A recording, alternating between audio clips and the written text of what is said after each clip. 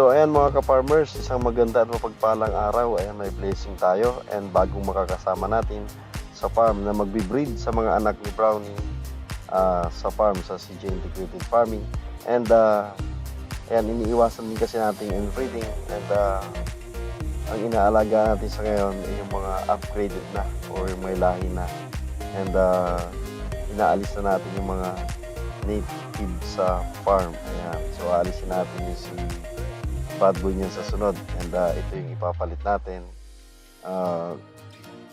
na magbe-breed, although si bad boy hindi natin pinapayagan na makapag-breed dun sa farm kasi native siya and almost nang nasa farm i-upgraded na.